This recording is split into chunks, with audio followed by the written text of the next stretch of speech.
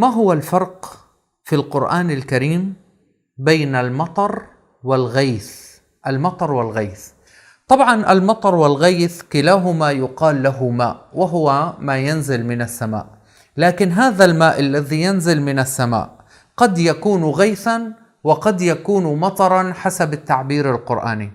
المطر في القرآن الكريم يستعمله الله سبحانه وتعالى في العقوبات، حينما ينزل الماء من السماء فيدمر ويحدث هناك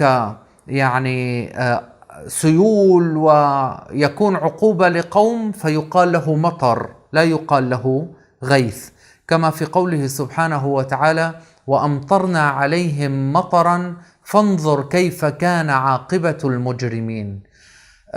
ولقد أتوا على القرية التي أمطرت مطر السوء وأمطرنا عليهم حجارة من سجيل وأمطرنا عليهم مطرا فساء مطر المنذرين.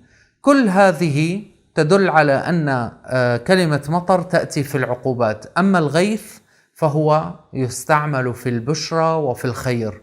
إن الله عنده علم الساعة وينزل الغيث ويعلم ما في الأرحام وهو الذي ينزل الغيث من بعد ما قنطوا وينشر رحمته ثم يأتي من بعد ذلك عام فيه يغاث الناس. فالغيث هو في الخير والمطر في العقوبات، وهذا تجدونه في القرآن الكريم من أسراره وأنواره.